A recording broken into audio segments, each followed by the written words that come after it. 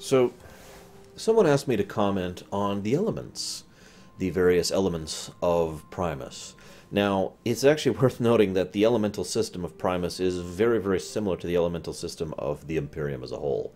So a lot of this is interchangeable between the two.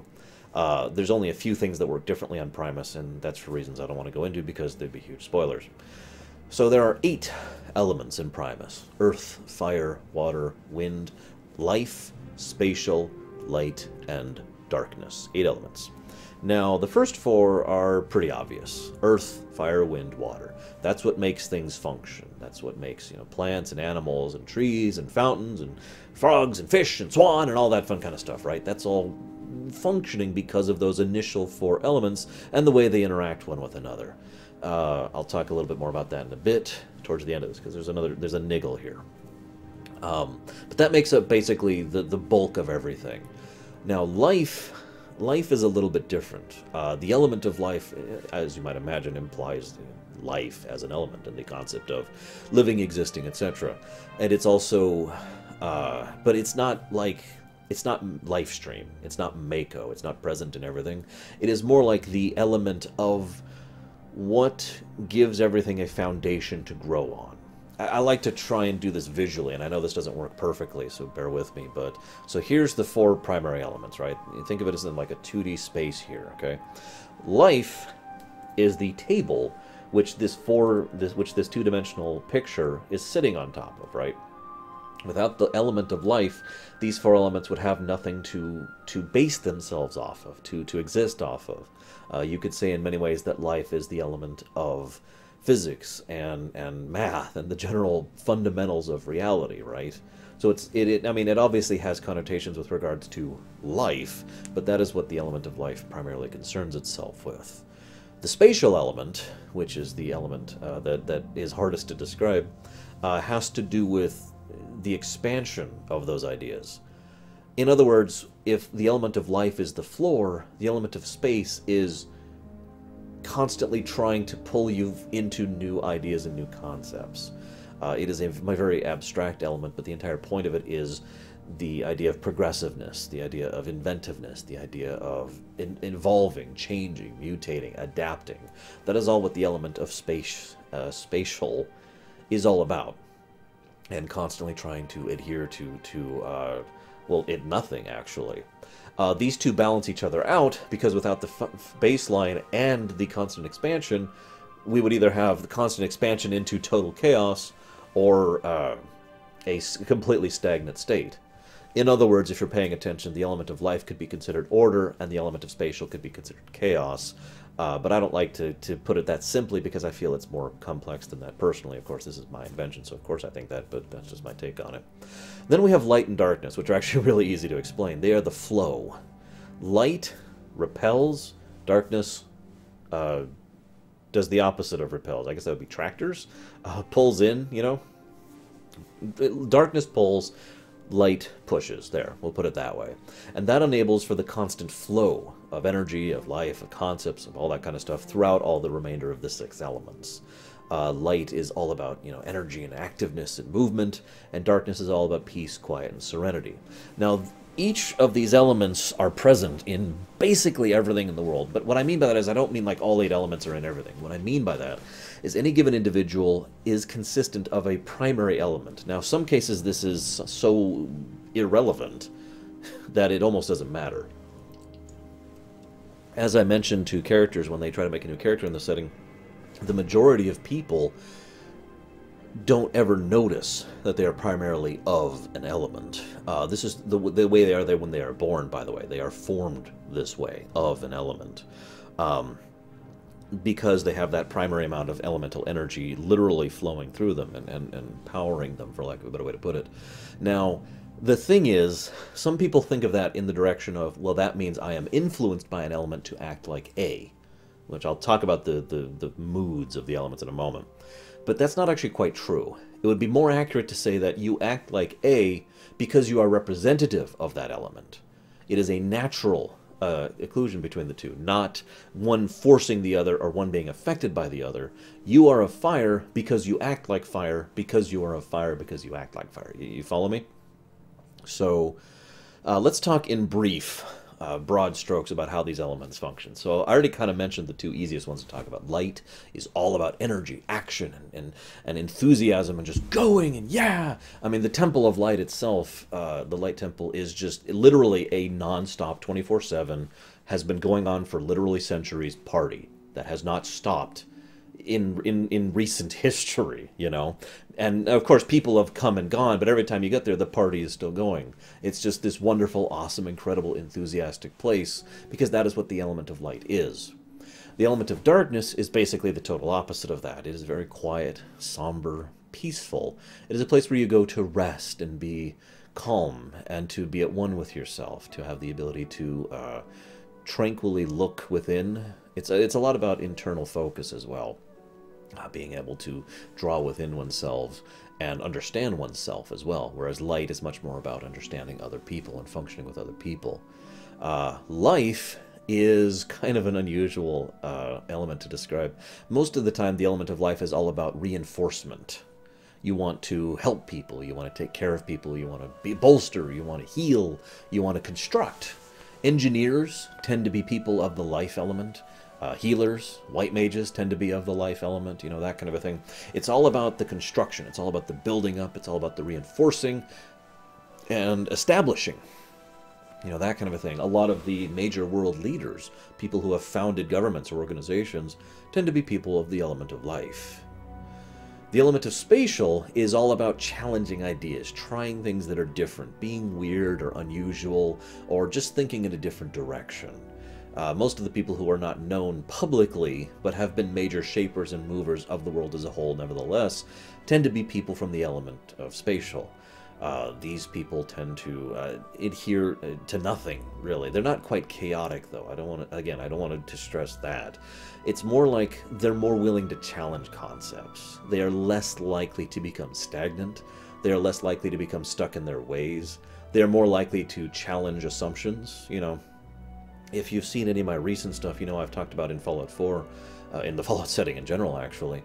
One of the biggest problems in Fallout setting is people adhering to the past. I'll be talking about this in Wind Waker as well. You know, people who won't let go of the past.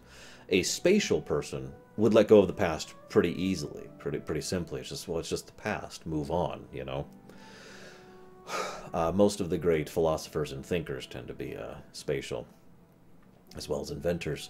Then we have the more mundane elements. So the element of fire, these are going to be pretty boring, so I'm sure you can already guess what all these. Element of fire is all about passion, all about caring what it is you do. Now, it's not necessarily anger, and it's not necessarily energy, like light is. It's more about really, really becoming invested in whatever you do. I mentioned earlier that, like, builders and whatnot tend to be of life.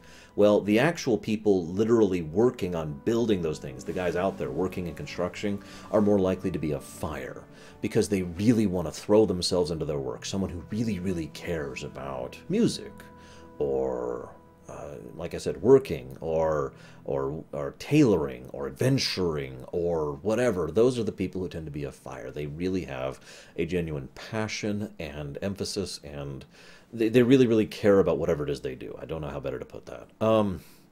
The element of air tends to be the actual chaotic element. This is the closest one to that. They are flighty. They tend to be very... someone of air is very likely to be inconsistent in the way they act and the way they function. They are very inclined towards extremes, both extremes in some cases. They are more inclined, you know, most of the people who would be extremists tend to be of the element of air. Someone who's like, we must destroy all this, or we must save all this, or whatever. That's more likely to be someone of air. Similarly, someone of air tends to be very emotional, not passionate, not energetic, emotional. Strong elements of grief or anger or whatever, that tends to be air. Which leads me interestingly into water, which is the other element that could be compared to chaotic. Someone who is of water is someone who is extremely inconsistent normally. Their inconsistency is their consistency. Someone of water will change their minds and change their feelings basically constantly. Not literally constantly, but, you know, from one day or one week to the next, they may be like, oh, I love Star Trek: The Next Generation. Ah, it's a great show. And then 1 week later, they're like, God, this show is terrible. Why did I ever like this? And the week they're like, oh, this show makes me so sad. They flow, basically, to and from any given thought, feeling, emotion, perspective, etc. People who are of the element of water tend to be pretty dangerous people. If someone who is of the element of water tends to be in power, usually personal power, not political, because, they're the kind of person you don't want to piss off, because they can and will get very, very pissed off back at you. The Joker, in most of his incarnations over in Batman, is probably someone who would be of the element of water, to give you an example of that. One of my favorite examples of this is actually one of the comics, if you'll forgive me for segueing for a moment, where he walks into a room and he's like, hey everyone, you're all working for me now. And they're like, oh, thank God we're working for you. It's great to see you back. He goes, yeah, that's great. He leaves, he's like, hey, what's going on? 1 second, I need to go do something. And he walks back in and he shoots someone and says, no one forget that I'm in charge. And then he leaves. That's kind of water. Although an extreme of water. That just leaves Earth. Now, Earth is funny, because Earth is basically two different ideals, and it shifts back and forth between the two whenever. Some people of Earth always only embody one, some only embody the other, and some flip back and forth between the two at irregular intervals. The one embodiment is stability. Strength, dependability, honor, decency, courage, the Gryffindor thing, basically. The idea of, I am here to be a really, to be as best of a person for the whole, for the community, for others as much as I can. The other is basically the total opposite of that. The concept of, I'm only in it for myself. I only care about myself. I don't give a damn what else is going on. And this doesn't necessarily lend itself towards the Tarkin level of doctrine of total selfishness and ego, but also just the fact of, I have been wronged by someone who stole from me, so I'm going to go and murder them as a result of that. That's the kind of person who would probably be of Earth, of the second idea. So that's the ideas and the emotions of the 8 elements. Let's talk about the elemental ley lines a bit before we talk about the other thing. So there are ley lines that are constructed throughout Primus. There are 8 of them, as you might imagine, one for each of the primary elements, or I shouldn't say primary, one for each of the elements. These ley lines intersect physically with the world at several points. Each of the 8 temples I mentioned earlier actually literally connects at certain points of the temple with the elemental ley line. Now obviously they are invisible, you can't actually see the ley line, but you can feel the elemental energy coursing through. It is a monumental amount of power. It is a ridiculous amount of power. We're talking about, if you could feel what it would be like to be, standing close to, I don't even have a real-life example of this. There's nothing on the Earth that is actually as strong as what the level of output that these elemental ley lines are putting out. Obviously, it is non-destructive power, but you can feel it. You know what I mean? It tends to influence people who are around it, positively, negatively. It depends, obviously. Each of these ley lines, as we have since learned since the campaign has started, is fundamentally responsible for maintaining the planet's stability. Since the earth, water, and fire ley lines have all been, as has been described, detonated, the world is starting to get bad. Winter has not yet ended, despite the fact that we're in March as of this point in time. Actually, I think... No, March? Actually, I think we might be in May at this point. Regardless, winter has not ended. And the other effects haven't really been seen yet, but let's just say that crops are going to start not really growing properly, and we're going to see a little bit of problem in the oceans pretty soon, and it's all because those 3 ley lines are screwed up.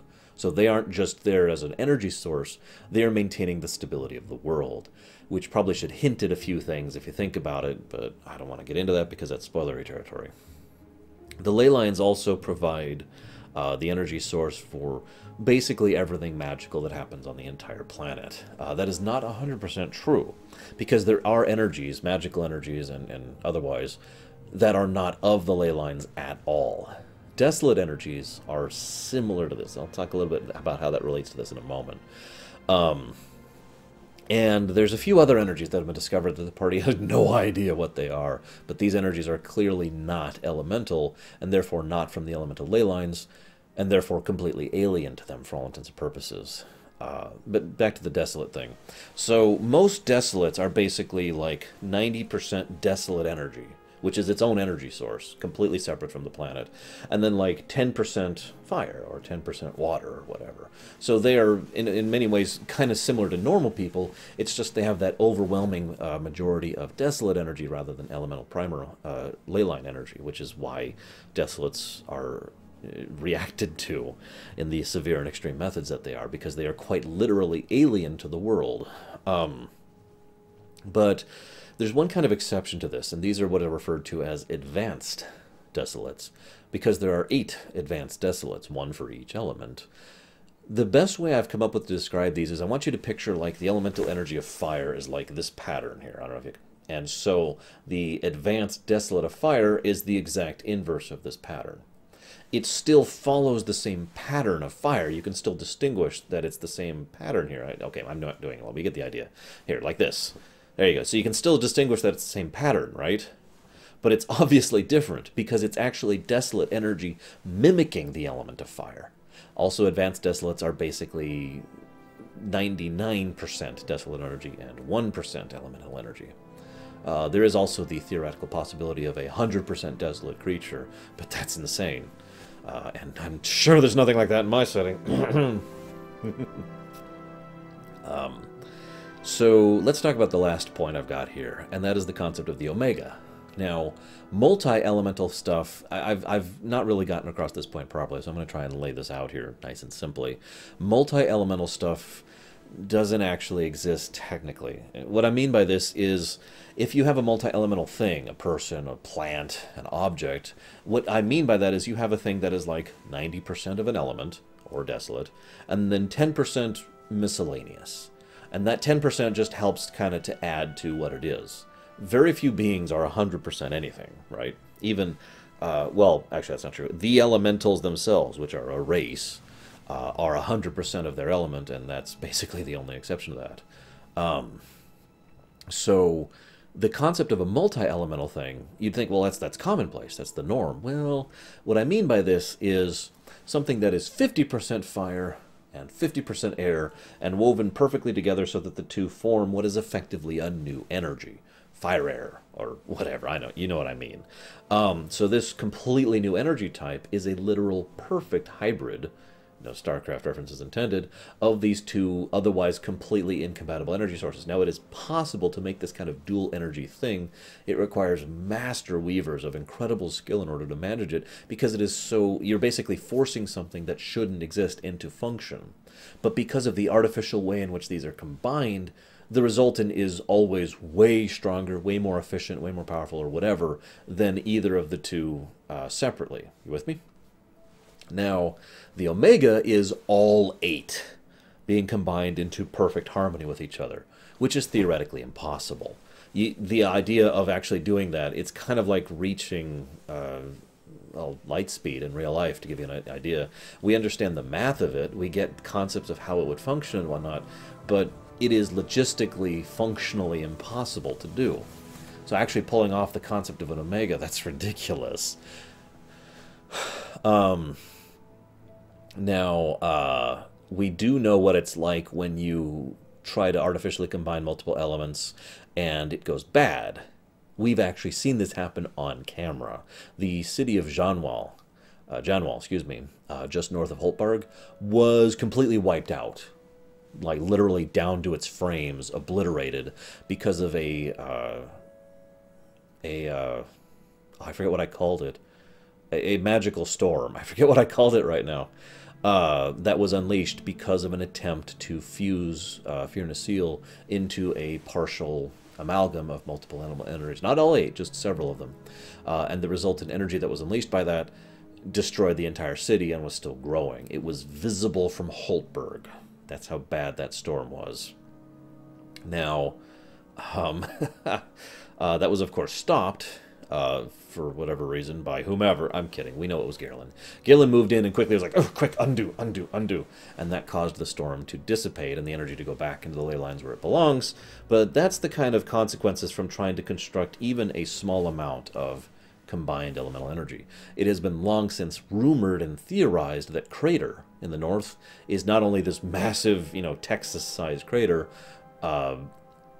because of an attempt to create an omega there. But that also explains why that entire region is just kind of off, not quite right. Anyways, final note, someone asked about elemental dead zones, where there is no elemental energy whatsoever. There are only a couple of these. Two, literally. There are two that anyone knows about. One was on Visayan Lacelle, which we know now was caused in reaction to the great moment of catastrophe. It doesn't actually have a proper name, but it's remembered by the Day of Remembrance. I forget the exact date. I wrote it down somewhere. But about 14 years ago, some terrible tragedy happened, and literally hundreds of thousands of summoners, green mages, died simultaneously. And that created such a backlash through the elemental earth ley line that it created the dead zone that exists in the Visayan Lacelle. Because Visayan Lacelle is built literally out of the elemental earth ley line. There's no actual earth or dirt or plants out there. That's all elemental energy forced into shape. So that chunk of it, that perfect sphere of it over there, isn't right as a result of that, and literally contains zero elemental energy in it, and it is completely dead as a consequence of that. It is ash, literally just ash. A similar thing has happened in the northern area. Oh shoot, hang on, I've got it on the map. I actually have a map, which I just keep handy here. There's the map. Oh shoot, I don't remember what the name of that town was. The town northwest of Rithholm. God, I can't even think of the name of the town that the party annihilated. Anyways, there was a massive accident, which I think actually to this day the party doesn't actually know what happened up there fully. But basically 2 airships were in combat, and then a huge explosion went off, and now that entire area is a null zone. No elemental energy. Just ash. Just death. Absence of energy. I suppose it's pretty obvious. I mean, I'm being kind of vague here because even the party doesn't fully know how these things come to be or why they are or anything like that. So I'm just going to leave this here for speculation. As ever, any thoughts, questions, comments? Feel free to toss it down below. Any future thoughts for future concerning promises? Please feel free to ask. Otherwise, I'll see you next time, guys.